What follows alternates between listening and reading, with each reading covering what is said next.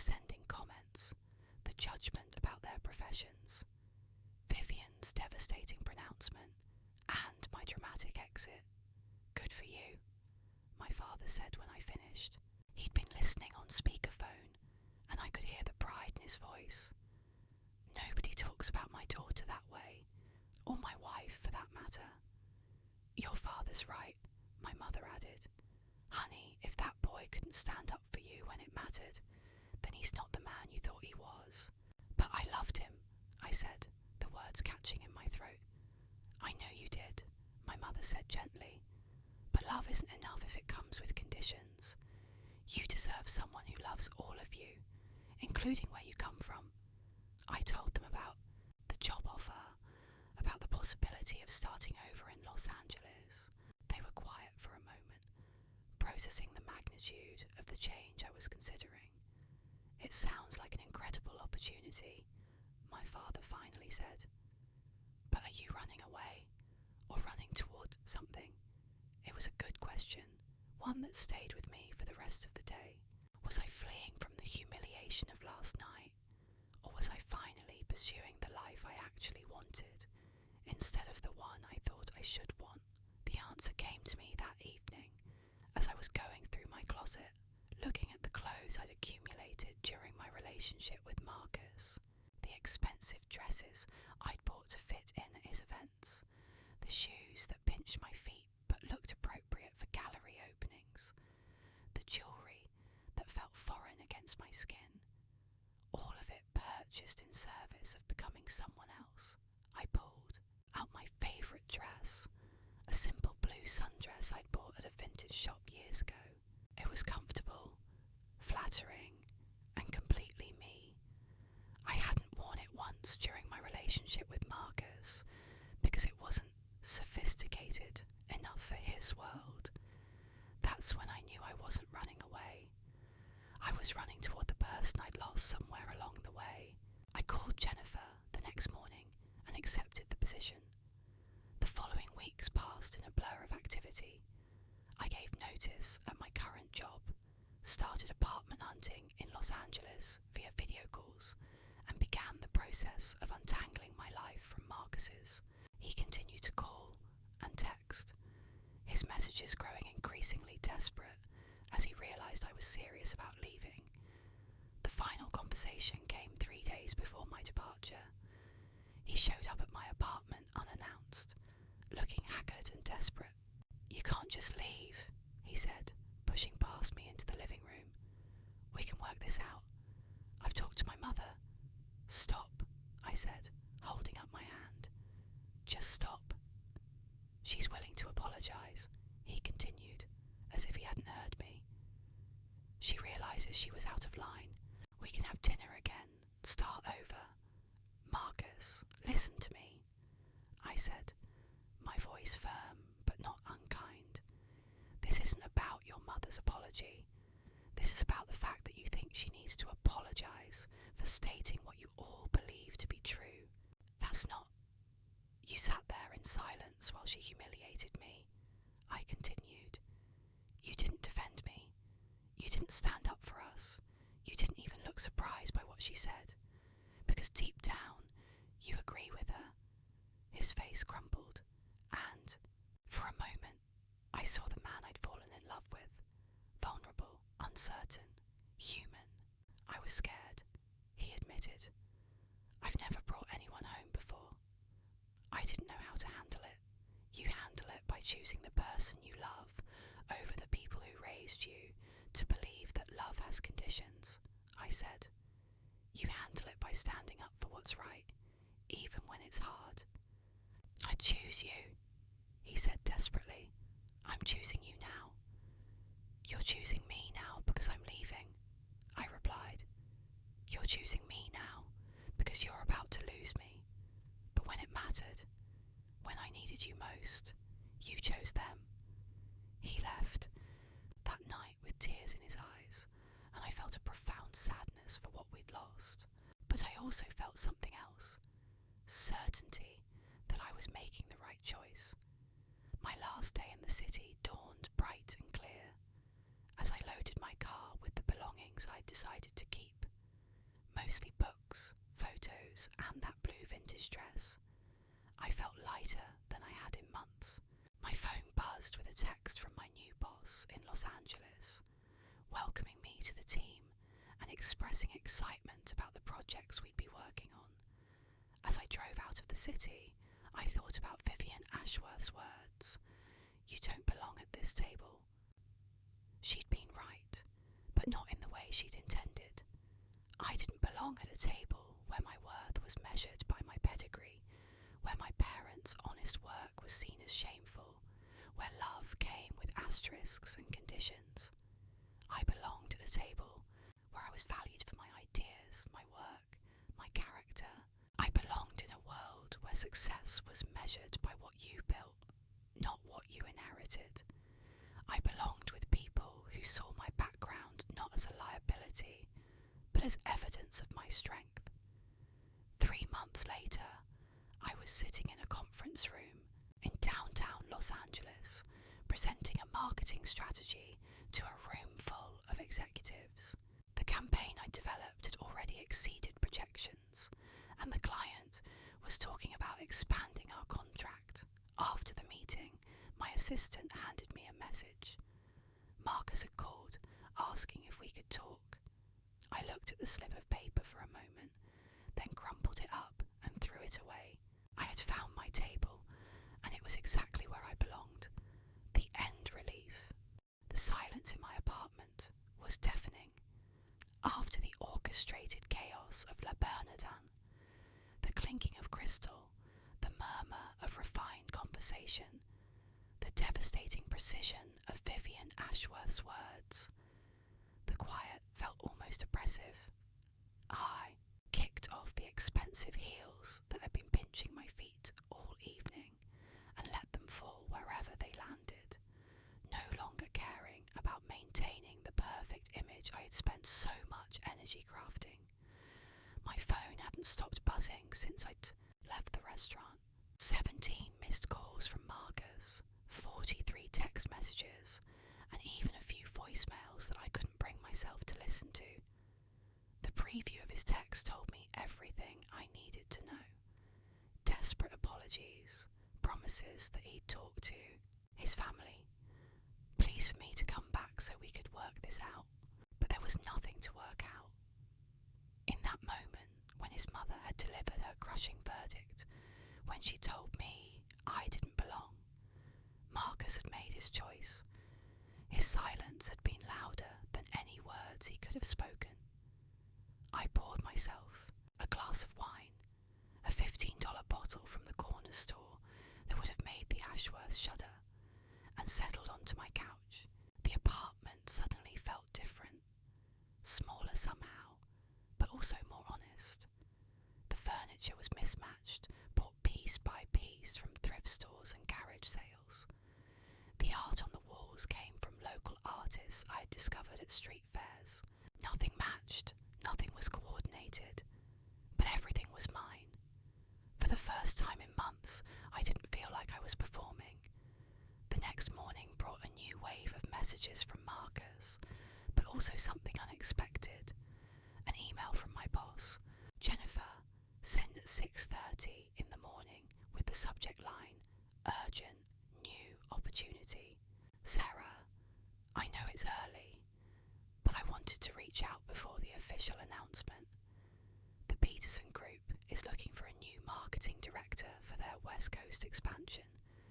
They specifically asked for you after seeing your work on the Morrison campaign. The position comes with a significant salary increase and relocation package. Call me when you get this." I stared at the email, reading it 3 times before the words fully sank in. The Peterson Group was one of the largest consulting firms in the country, and their West Coast expansion had been making headlines in the business journals. They wanted me, not someone with an Ivy League degree or family connections, but me. My eyes. Phone rang, interrupting my thoughts. Jennifer's name appeared on the screen. "Sarah, thank God you're awake," she said without preamble. "Did you get my email?" "I just read it," I replied, still processing the information. They really asked for me specifically. They did. Apparently, word has gotten around about your innovative approach to brand storytelling. The Morrison campaign increased their client retention by 37%. That doesn't go unnoticed in our industry. I thought about the Morrison campaign, how I'd worked nights and weekends to develop a strategy that connected with their target audience on an emotional level. It had been challenging, exhausting work, but I'd loved every minute of it. While I'd been pouring my energy into that project, Marcus had been attending gallery openings and charity events with his family, building the kind of social connections that his world valued above actual achievement. What would the position involve? I asked, walking to my window and looking out at the city that had been my home for the past 5 years. You'd be heading up their entire West Coast marketing division, Jennifer explained, building the team from the ground up, developing strategies for their expansion into new markets. It's a huge opportunity, Sarah. The kind of position that could define your career. As she spoke, I felt something stirring inside me, a sense of possibility I hadn't experienced in months, while I'd been trying to shrink myself to fit into Marcus's world. My professional life had been flourishing. I'd been so focused on becoming the kind of woman the Ashworths might eventually accept that I'd lost sight of the woman I actually was. When would they need an answer? I asked. They're hoping to have someone in place within the month, Jennifer said. I know it's fast, but Sarah, this is the kind of opportunity that doesn't come around often. And honestly, after working with you for 3 years, I think you're ready for it. After hanging up, I sat in my kitchen with a cup of coffee, staring at the email on my laptop screen. Los Angeles, a new city, a new job, a new life. The timing felt like more than coincidence. It felt like the universe offering me an escape route from the wreckage of my relationship. My phone buzzed again. Another text from Marcus. Please call me. We need to talk about this. I can fix things with my family. I stared at the message for a long moment, then deleted it without responding. He still didn't understand. This wasn't about fixing things with his family. It was about the fact that he thought they needed fixing in the first place. It was about his belief that I should change, adapt, become someone else to earn their approval. Instead of calling Marcus, I called my parents. Sweetheart. My mother's voice was warm and familiar, instantly making me feel grounded. How was the big dinner last night? I had told them about meeting Marcus's family, how nervous I was, how much I wanted them to like me. Now, sitting in my kitchen, with the morning light streaming through the windows, that anxiety seemed ridiculous. Relief. Sarah actually graduated summa cum laude, Marcus said, his voice carrying a defensive edge. She was valedictorian of her class. How wonderful, Caroline said, though her tone suggested it was anything but. Public education can be quite good these days, I'm sure. The conversation moved on, but I felt like I was drowning in subtext. Every comment, every glance, every carefully chosen word seemed designed to remind me that I was an outsider looking in. They weren't openly hostile. That would have been too crude for people of their breeding. Instead, they wielded their privilege like a scalpel, making precise cuts that left me bleeding without any obvious wounds. The wine flowed freely, a bottle that probably cost more than I made in a week, and with it came more stories about their world, the yacht club regatta, where they'd placed second, the art auction, where Vivian had acquired a piece by some artist whose name I didn't recognise, the private school reunion, where Caroline had reconnected with old friends who were now running hedge funds and tech companies, I found myself shrinking into my chair, contributing less and less to the conversation as it became clear that I had nothing to offer this group. My stories about working 2 jobs to pay for college, about the pride I felt in my first apartment, about the small victories that had shaped my life, none of it seemed relevant here. "And what do your parents do, Sarah?" Vivian asked during dessert, her question delivered with the precision of a surgeon's blade. I had been dreading this moment all evening. "My mum is a nurse," I said, my voice barely above a whisper. "And my dad works construction." The silence that followed felt eternal. I could feel their judgment settling over the table like fog, thick and suffocating. These were people who measured worth by pedigree, by connections, by the weight of family names that opened doors before you even knocked. "How?" "Honest," Vivian finally said, the word dripping with condescension. "Blue-collar work is so important to society." The way she said it made it clear that while blue-collar work might be important, blue-collar people certainly weren't welcome at tables like this.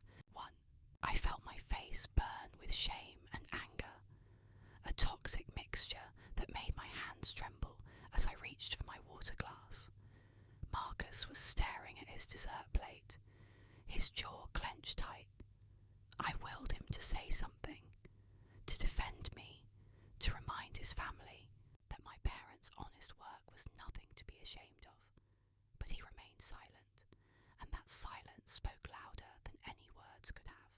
"You know, dear," Vivian continued, her voice taking on a tone of false kindness that made my skin crawl.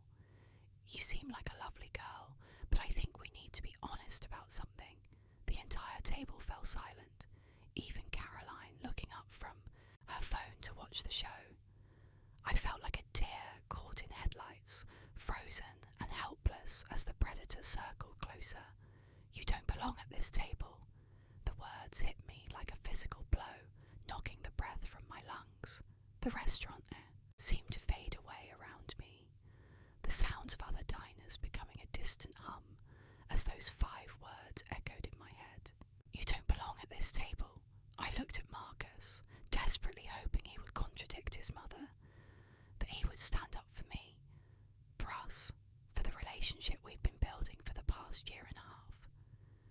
But he just sat there, his face flushed with embarrassment, not for his mother's cruelty, but for my presence at their table. "I'm sorry," I managed to whisper, though I had heard her perfectly clearly. "You heard me, dear," Vivian continued, her voice gentle, but her words devastating. "This isn't your world. These aren't your people. You're a sweet girl, I'm sure, but you simply don't understand our way of life. You never will."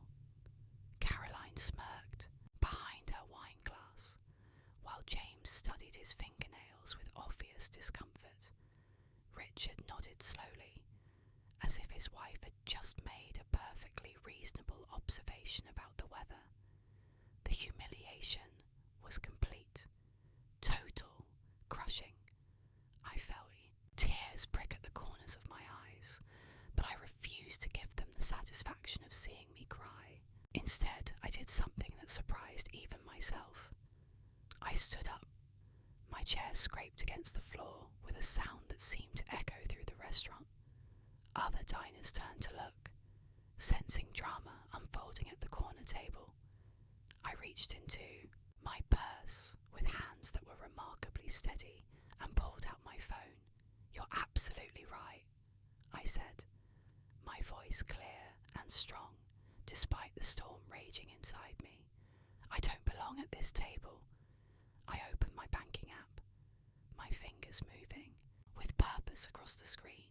The joint account Marcus and I had opened 6 months ago, the one we'd been using to save for our future together, showed a balance of $12,400 doing?" Marcus asked, finally finding his voice. "Taking back what's mine," I replied, transferring exactly half of the money back to my personal account. Then, with a few more taps, I closed the joint account entirely. The confirmation message appeared on my screen. "Account closed successfully. Sarah, wait." Marcus started to stand, but I held up my hand to stop him. "No," I said firmly. "You had your chance to speak up, to defend me, to show me that I mattered to you. Instead, you sat there in silence while your mother humiliated me." I looked around the table one final time, meeting each of their eyes in turn. "You're right, Mrs. Ashworth. I don't belong at this table. I belong somewhere much better, somewhere I'm valued for who I am, not judged for where I come from." I turned to Marcus, who was staring at me with a mixture of shock and panic. "Goodbye, Marcus. I hope your family's approval keeps you warm at night." With that, I walked out of La Bernardin with my head held high, leaving behind not just a relationship, but an entire world that had never wanted me in the first place. The cool night air hit my face as I stepped onto the sidewalk, and for the first time all evening, I could breathe freely. My phone was already buzzing with calls and texts from Marcus, but I didn't look at them. Instead, I hailed a taxi and gave the driver my address, settling back into the seat as the city lights blurred past the window.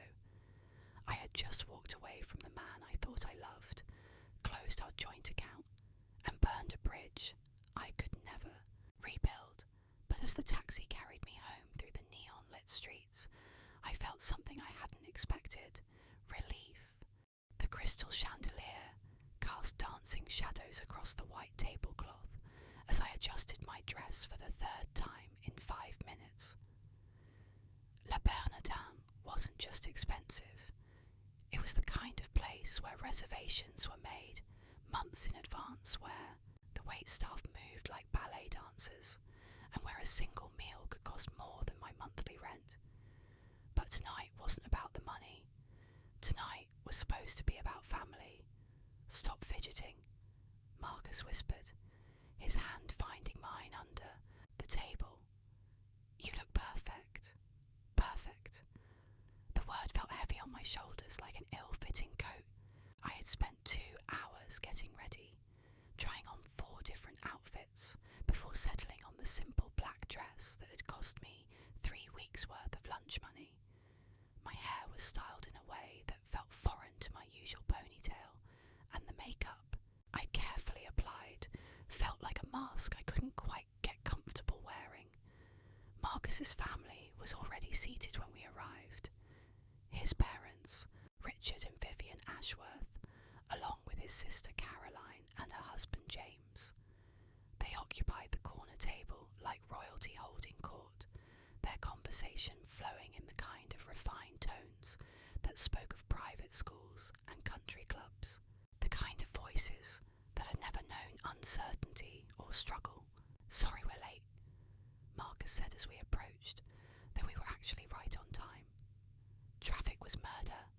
Richard Ashworth stood to shake his son's hand, a formal gesture that spoke volumes about their relationship. He was a tall man with silver hair and the kind of bearing that came from generations of inherited wealth. His handshake was firm but brief when he turned to me, his smile polite but distant. "Sarah," he said, my name sounding somehow diminished in his cultured accent. "How lovely to see you again." It was only the second time we'd met, but he spoke as if we were old acquaintances, rather than acknowledging the significance of this dinner. Marcus had been building up to this moment for weeks.